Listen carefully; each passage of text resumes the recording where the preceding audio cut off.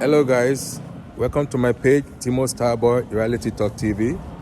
Yeah, my name is TIMOKSTARBOY. Good morning, good afternoon, good evening, and for those people who have already sleeping, good night. Yeah, you see this video you're about to watch, it's a brilliant video, you know. It teaches a lot of lecture. So, you know, some people, they made a mistake and it is their own duty to correct it. You use your wisdom to correct your mistake because nobody above mistake. Please listen attentively to this video and you will learn something. I promise you that. Have a nice day. Respect failure as much as you respect success. In fact, fear people who have not failed. They are too innocent to counsel you. There is a requisite level of failure you must carry as a badge to balance your understanding in counseling people.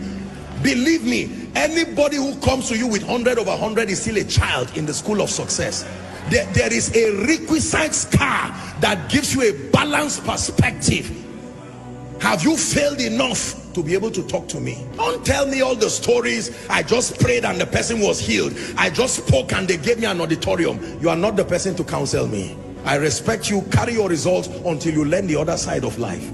My goodness, there are people that have failed enough and they can talk to you. When they talk to you, they utter from their pain. Their pain has been turned to wisdom. Every sentence is a life lesson.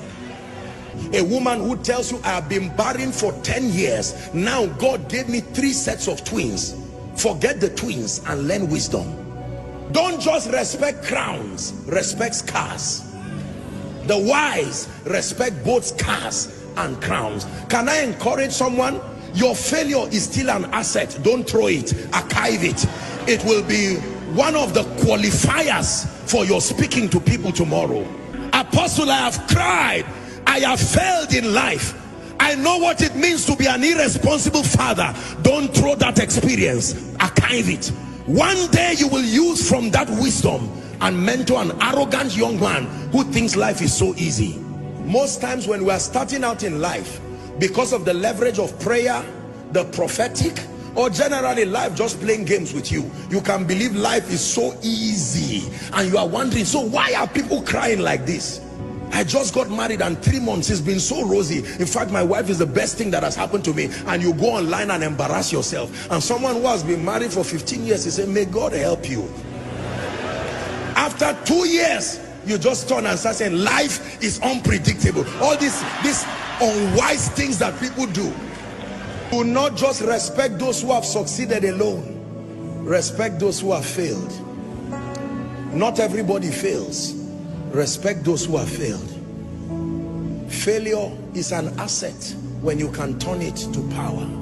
Paul said, let no man trouble me. It is not only anointing that I have, there are scars. Gentlemen, don't just look for those who live in mansions. Go and look for mama and let her teach you the secret of happiness in a hut. There is something you need to learn, because the money you think will come from the mansion, you will be surprised. You don't know the depression and the drugs that surround those mansions. Sometimes you need to learn from both a king, but you need to learn from the slave that is in his palace. There is something the slave can tell you that even the king does not know.